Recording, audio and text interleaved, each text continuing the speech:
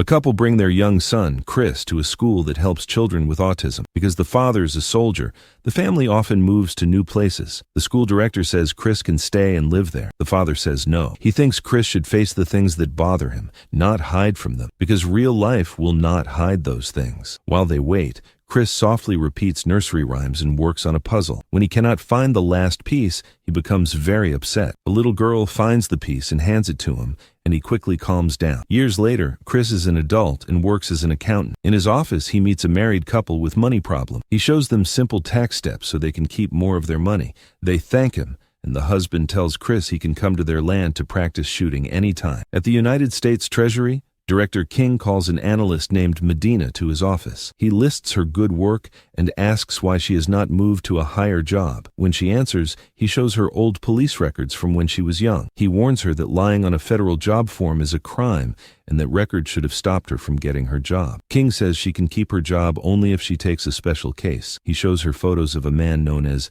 the accountant who helps criminals count their illegal money and sometimes kills people. King orders Medina to learn this man's real name and close the case before the month ends, or she will lose her job. That evening, Chris eats dinner alone at home. Before sleeping, he turns on flashing lights and loud heavy metal music. He painfully rolls a wooden rod up and down his shins. He remembers his mother leaving the family one Christmas. He then takes his medicine and goes to bed. Later, Chris visits the couple's land to practice shooting. The husband is shocked at how skilled Chris is with a gun. Afterward, Chris drives to a storage unit. Inside a trailer, he keeps rare art, large amounts of cash in many currencies, and a large collection of weapons. Chris lies on his bed and remembers his time in prison. His cellmate there taught him how to talk with people and got him ready for a job handling money for scary clients. The next morning, Chris wakes to a phone call. A British woman who works for him says people are getting curious, so he should accept some ordinary work. He agrees, though he sounds unsure. Chris meets his new customers, the owners of a company that builds robot arms and legs.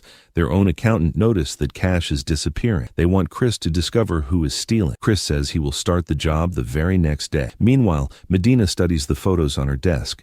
She zooms in on one picture that shows part of the accountant's face. She trims the image and sends it to the face mapping team. In Switzerland, a tough enforcer named Brax steps into a businessman's car before the driver can leave the garage. Brax puts a gun to the man's head and tells him to stop cheating other firms out of their money. After a quick beating, the frightened man promises he will stop. At the robotics company, Chris walks into a conference room and finds a woman sleeping at the table. He gently wakes her. She says her name is Donna, the person who first noticed the missing money. She thinks they will work together, but Chris says he prefers to work alone. Donna leaves, and Chris begins his review. During a press event, Medina gets a message from Homeland Security. They send her an audio clip from one of the accountant's past attacks. In the clip, a victim pleads for his life while the accountant hums a nursery rhyme. Medina keeps replaying the sound and tries to pull out the accountant's voice. At lunch, Dana sits beside Chris and tries to chat. Chris answers politely but awkwardly. Donna talks about her father and how he led her into accounting. Back in the conference room, Chris fills every whiteboard and window with numbers until he finds the pattern. Excited, he tells Donna someone is sending money to a fake company. A shareholder suddenly walks in and demands results. Chris says he still needs more time to be sure who is stealing. That night, Brax visits a different shareholder's house. He orders the man to bring insulin from the fridge.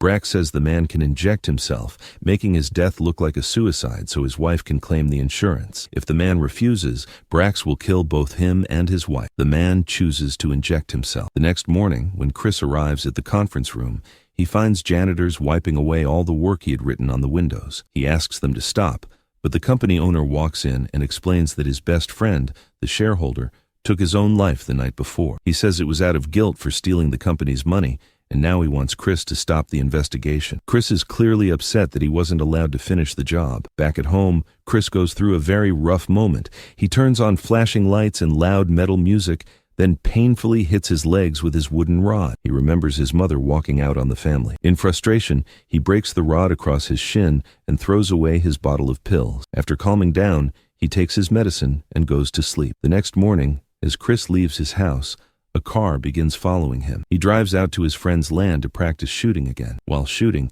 he remembers a time as a child when he and his brother Brax were being trained by a tough coach their dad hired. The coach was rough, and both boys were badly bruised. Even when the coach wanted to stop, their dad made them keep fighting, saying it wasn't enough. Meanwhile, inside the house, the couple Chris helped earlier is being held by two armed men. They order the wife to go outside and call Chris in so they can catch him. As one of the thugs leads her to the front door, Chris shoots him from outside. The other thug forces the couple into their truck and tries to leave. Chris shoots at the vehicle, stopping it, then pulls the thug out and strangles him with a belt. He demands to know who sent him. The thug says he doesn't know who's in charge, only that the job was to kill Chris and Dana. Chris finishes him and heads straight to Dana's home. At Dana's apartment building, a man follows her into the elevator. Chris arrives just in time to see them go up. He sneaks in through the back door and takes the stairs. At her apartment, two men dressed as delivery workers say they have a package. They force their way inside and try to attack her. Dana fights back and hides in the bathroom. Chris breaks into the apartment, kills both men, and tells Dana she needs to come with him. At the same time, Brax gets a call informing him that the accountant has taken out his men. Chris brings Dana to his storage trailer and tells her to wait outside. Curious, Dana goes in anyway and sees the huge amount of cash, artwork, and weapons. She asks him questions, but Chris doesn't give clear answers. Elsewhere, Medina gets a call from a language expert about the audio recording. They say the man may have suffered abuse as a child or might have a condition that causes him to chant under stress. Medina goes to the IRS and works with someone there to compare known fake names with people who earn large amounts of money. Chris takes Dana to a fancy hotel to keep her safe. She asks him about how he knows how to fight. He tells her his father was in the army and made him train hard so he wouldn't be bullied. He also shares that he has autism, which makes it difficult to connect with people, even though he really wants to. Dana then tells Chris a story from her school days. She really wanted a special dress and learned how to gamble and count cards just to buy it. She only wore it once, but it made her feel like she fit in with the other kids. The moment becomes emotional. Dana leans in to kiss Chris, but he gently pulls away. In that moment, Chris realizes something about the case. He figures out that someone was moving money out of the company, only to put it back in later to make it look like profits were higher than they really were. Sometime later, Chris is on the street and starts following Brax. Brax notices and opens fire. Chris keeps following Brax and ends up inside a hotel room that belongs to one of the company's shareholders. When he walks in, he finds her already dead, shot. Meanwhile, Medina continues working with the IRS employee and finally figures out who the accountant really is. His name is Chris, and he works at a small accounting office. The office is connected to several cash-based businesses, which Chris uses to move money around and hide how much he's actually earning. Medina calls King with the update and also tells him that most of the money Chris earns is donated to brain research groups. When Chris returns to the hotel, he finds Dana asleep on the couch. He has another flashback, this time of his father forcing him and Brax to go back to school and beat up the kids who had bullied him earlier that day. Chris then decides it's too risky for Dana to stay involved. Quietly, he packs his things and leaves without waking her. Elsewhere, King and Medina lead a team of investigators into Chris's house. They take notes on all the unusual things about the way he lives. They find several unregistered weapons and a very advanced home security system. At the same time, the owner of the robotics company hires Brax to install cameras around his house in case Chris tries to attack him. Later, King sends the other investigators away and talks privately with Medina. He asks her to open up about her past arrest. She tells him she once tried to kill a drug dealer who was selling drugs to her sister and that she has no regrets about it. King shares his own story, how he spent years trying to track down the accountant. He tells her he was at the same hotel where the audio clip of Chris was recorded. He had heard the murder happen himself. After it happened, Chris held a gun to his head and asked if he was a good father. When King answered yes, Chris let him go. That moment made King decide to leave law enforcement. But just as he was about to retire, he received a phone call from a British woman giving him a tip about a criminal deal. He decided to stay, using her as his secret informant. King also tells Medina about Chris's former cellmate, who had helped criminals with money and later became a federal informant. When the government released him, his old partners found him, tortured him, and killed him. When a prison guard told Chris what happened, he broke down and escaped from prison. Chris later went with his father to attend his mother's funeral, but when they were told to leave, Chris had a meltdown. A guard pulled out a gun and fired, but Chris's father stepped in front of him and took the bullet. He died protecting his son. Medina asks why King is telling her all this. He says he wants her to take over after he retires. In 7 months. He wants her to be the one who answers the phone when the British woman calls with new tips. Just then, the landline in Chris's house rings. Medina picks it up. It's the British woman. She gives Medina a tip about the robotics company. At the company owner's home, Brax is setting up security when Chris arrives on the property. Brax sends out some of his men to stop him. Chris takes out all of them except one, whom he keeps alive to get information about the layout of the house. Brax watches everything through the cameras and gives his men instructions on how to stop Chris.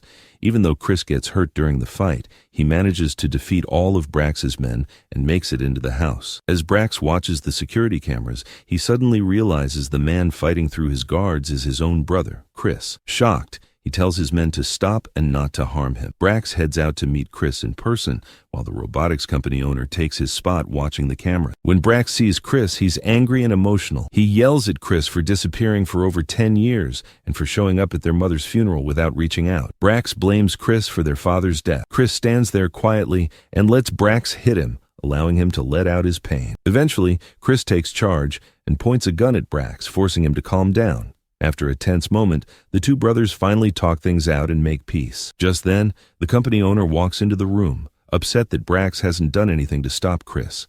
Without hesitation, Chris shoots him, then calmly continues talking with Brax. Before Chris leaves, he tells his brother that they should meet again in a week to catch up properly. Later, at the Neuroscience Center, another couple arrives seeking help for their son, who has autism. While they talk with the staff, their son wanders into a room and meets a young girl named Justine. She's the same girl who gave Chris the missing puzzle piece years ago. The director explains that Justine doesn't speak, but she communicates using a special laptop with a voice program. When she demonstrates it, the voice that comes from the computer is the same British woman who has been helping Chris all along. Back at her apartment, Donna returns to clean up. She receives a delivery. Inside the box is a framed painting. As she looks closer, she notices something strange. The top layer of the canvas is hiding something underneath. She carefully tears it open and finds one of the rare, expensive paintings she saw in Chris's trailer. Thank you for watching. Make sure to subscribe if you want to see more videos like this.